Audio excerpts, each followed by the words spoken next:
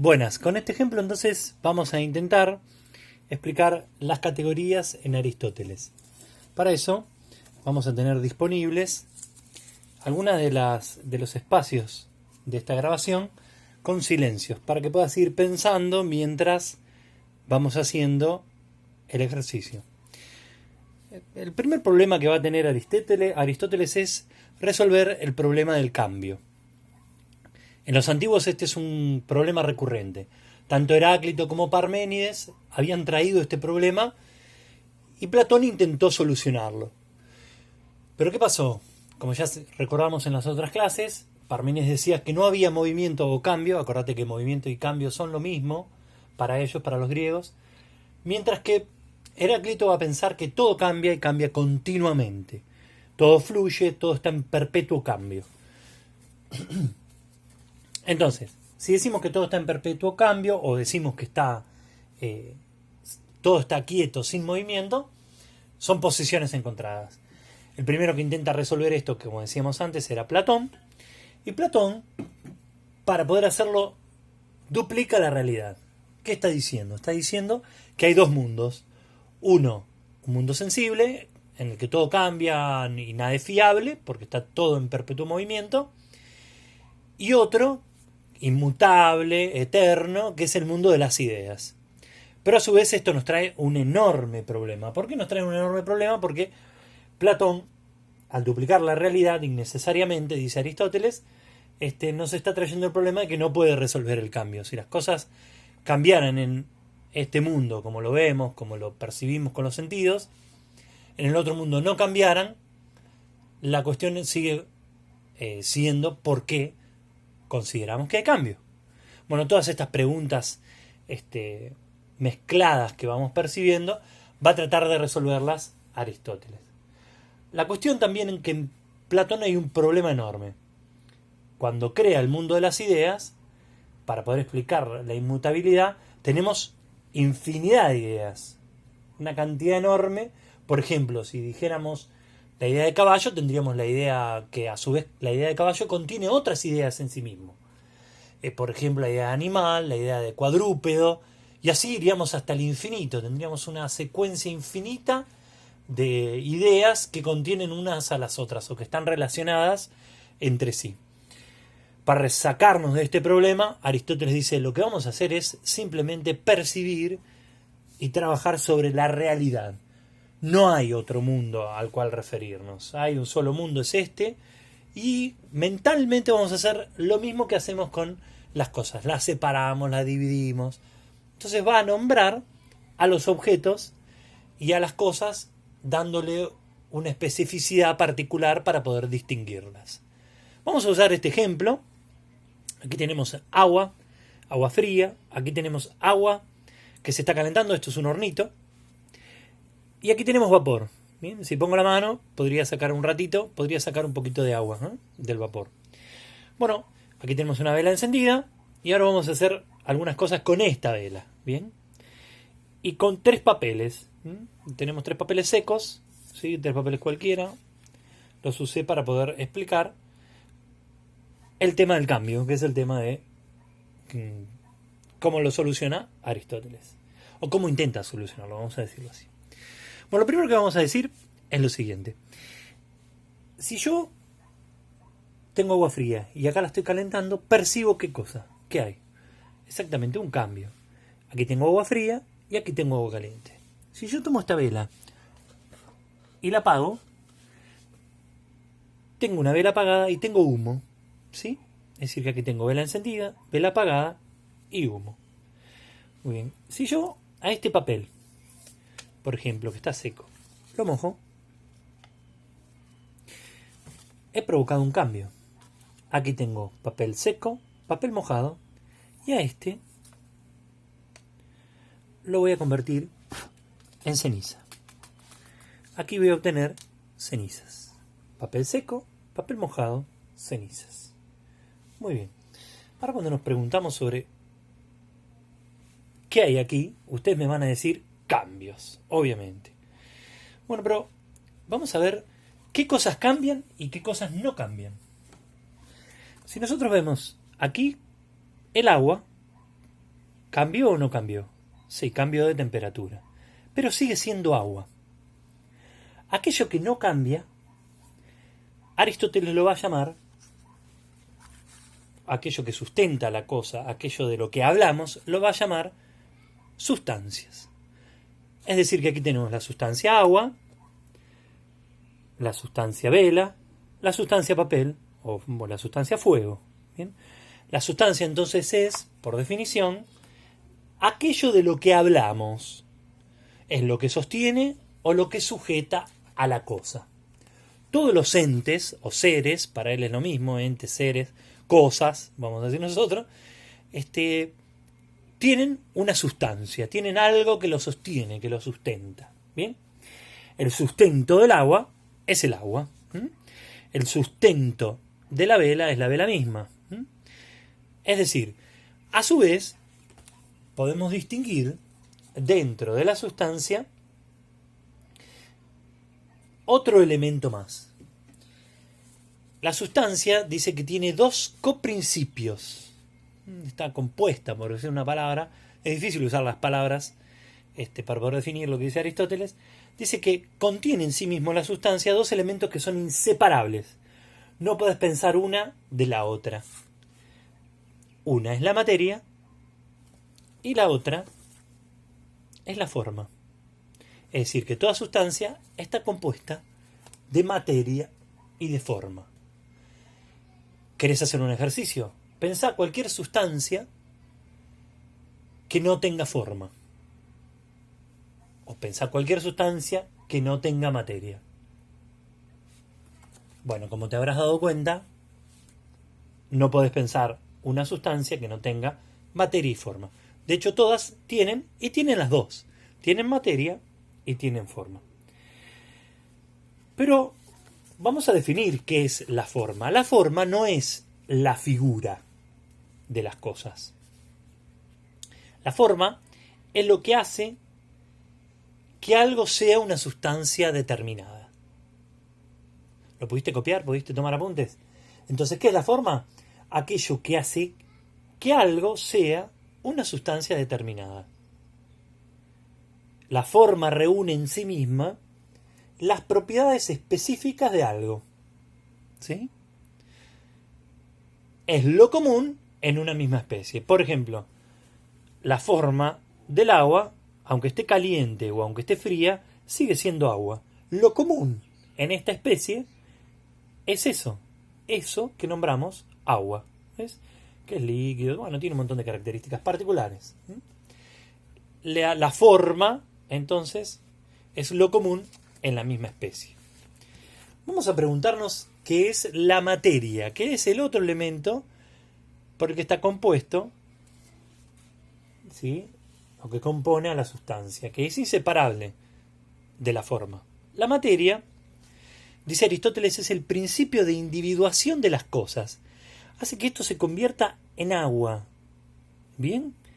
La materia contiene en sí misma masa y volumen. Toda materia tiene masa o volumen.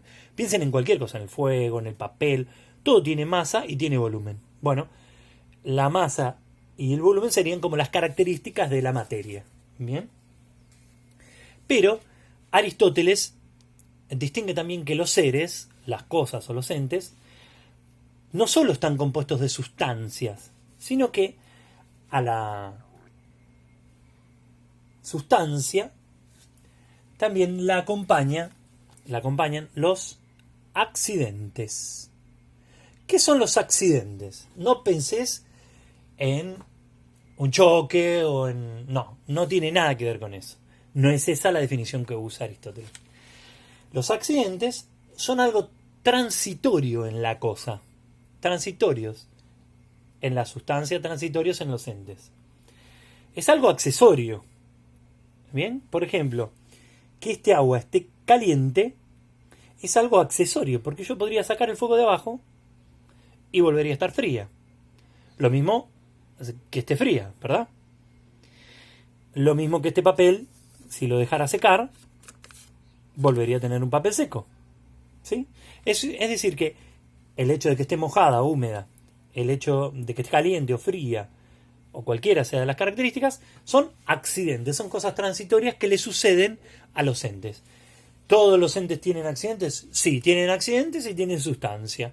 Es decir, que los entes están compuestos por dos cosas: por la sustancia y por los accidentes.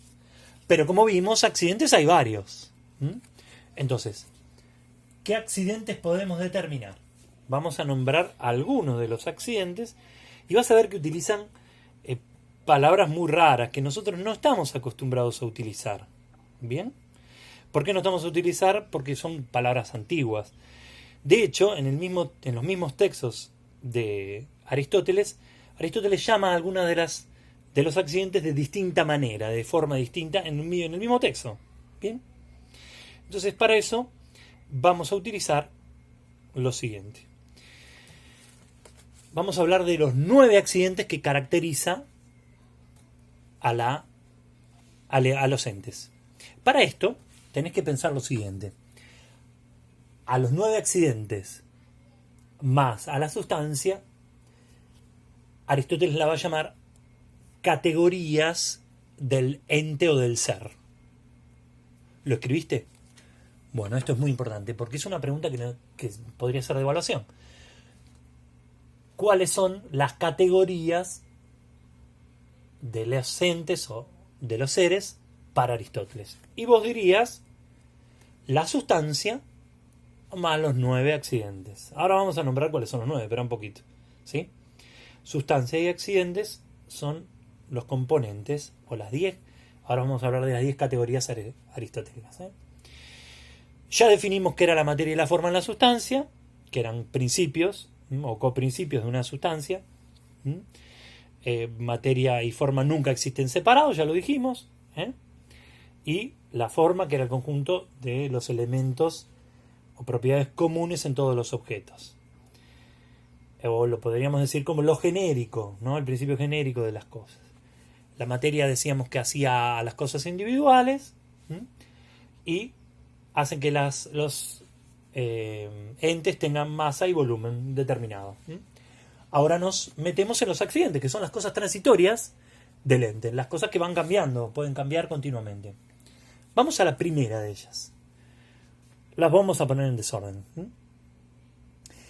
Platón la llama pasividad, Aristóteles la llama pasividad. Y vamos a decir que es la pasión. Cuando decimos que es la pasión, podemos hacernos esta pregunta: ¿qué le pasa a la cosa? Hacete esta pregunta. Cuando te preguntes por la pasión o por la pasividad, por este accidente, te vas a preguntar qué le pasa a la cosa. ¿Bien? Ya vamos a poner algunos ejemplos. Vamos a dar dentro de un ratito una lista con algunos ejemplos, pero por ahora solo hacemos la parte conceptual. ¿Bien? Otro de los conceptos, ¿sí? Otro de los accidentes es el estado. O Platón también lo llama sus circunstancias. En algún texto también lo llama hábito. Nosotros no usamos esa palabra, así que para que no te confundas no lo voy a nombrar como hábito. Pero sí, ¿qué pregunta nos hacemos cuando hablamos del estado? ¿En qué estado está? El estado en el que está, o la circunstancia en la que está, nos la preguntamos diciendo cómo está la cosa. Por ejemplo, caliente. Si antes decíamos en la pasión qué le está pasando, podría ser se está calentando, ¿no? El agua. Ahora, cuando decimos estado, vamos a decir que está caliente. ¿Vamos bien con los ejemplos? Bien. Vamos con el otro. La relación. ¿Con qué o con quién se relaciona esa sustancia? Por ejemplo, este agua se relaciona con el hornito, con el vaso, con la vela apagada, ¿sí? Con el escritorio, con el papel. La relación es esa. Bien. ¿Podría tener otra? Claro, sí. Si lo muevo, tengo otra relación con otros elementos. Por eso cambiaría el accidente. El accidente del que hablamos ahora, entonces es el accidente de relación. Ya tenemos la pasión, o la pasividad, el estado y la relación. Vamos a la cualidad. La cualidad cuando nos preguntamos por la cualidad, podemos preguntarnos cuál es el aspecto particular que tienen las cosas. ¿Bien? Para poder decir la cualidad de algo, el aspecto particular, ¿qué se te ocurre que podrías poner o decir en el agua? En esa agua caliente, ¿qué aspecto tiene? ¿Sí? Tiene aspecto, por ejemplo, líquido, ¿sí? Bueno, podría ser una cualidad o su aspecto particular, ¿no? Para eso tenés que ir pensando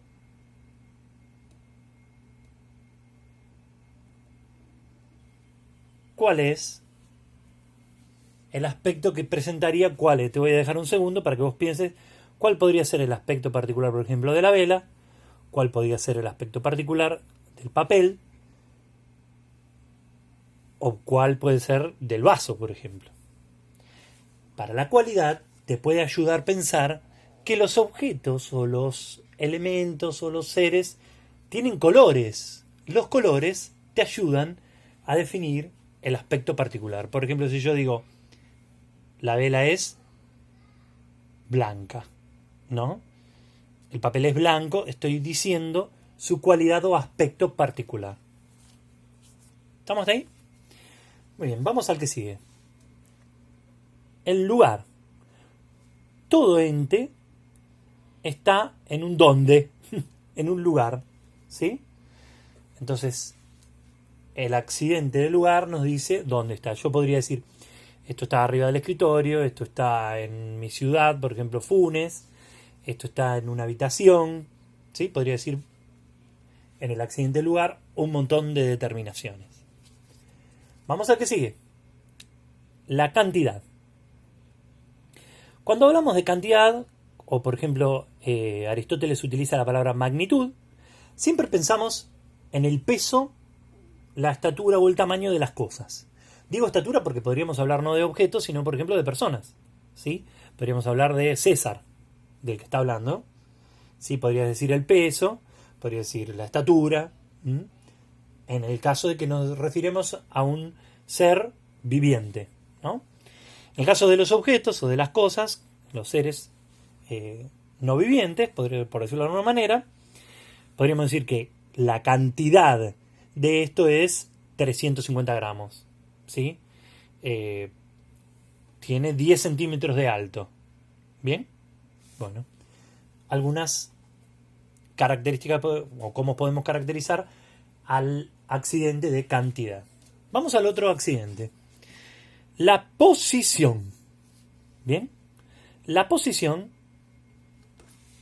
o Aristóteles lo llama la actitud o el modo, todos esos sinónimos podemos utilizar, es cómo está dispuesto el objeto o la cosa. Por ejemplo, en este caso, esto está en forma vertical. Esa podría ser su posición. ¿Bien? El papel está en forma horizontal. Si fuera una persona, podríamos decir está parado, está sentado, está acostado, ¿sí? Ese sería el accidente de posición. Vamos al que sigue. Todo ente está en un tiempo. Entonces, cuando hablamos del tiempo, nos preguntamos ¿cuándo? El cuándo de estos entes es ahora, podríamos decir, es a las 13 horas del 27 de agosto del 2020, por ejemplo.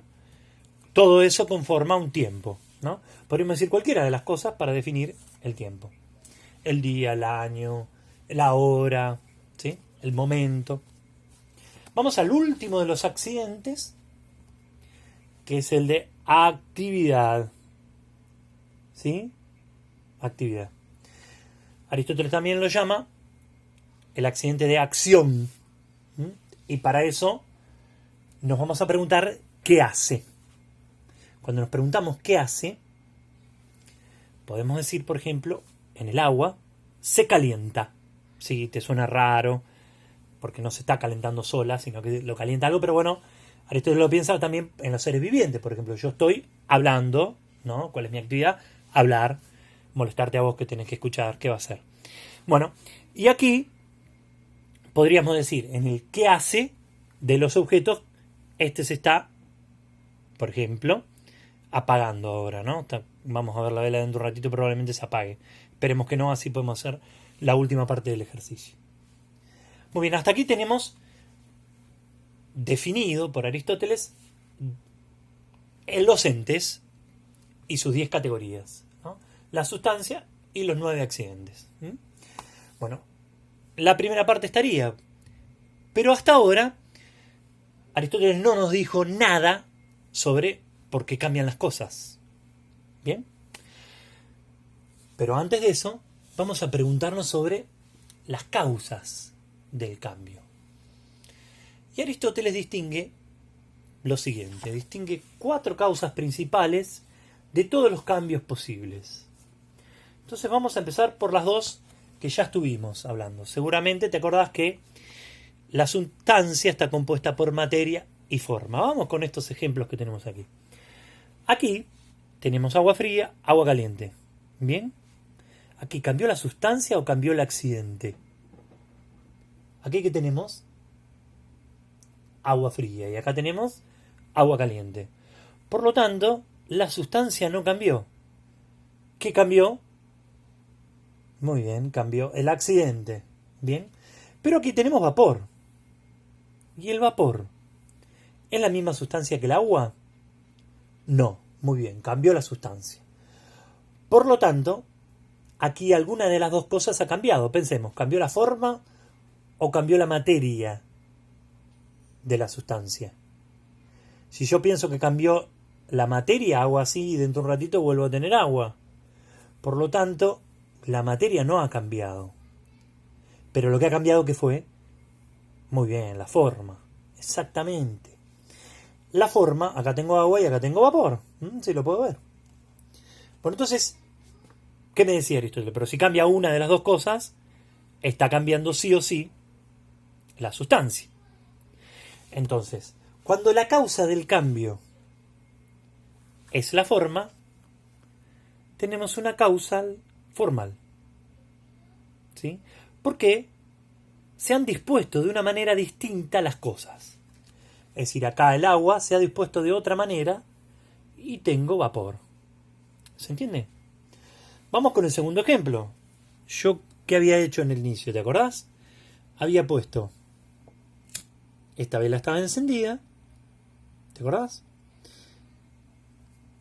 Y la apagué.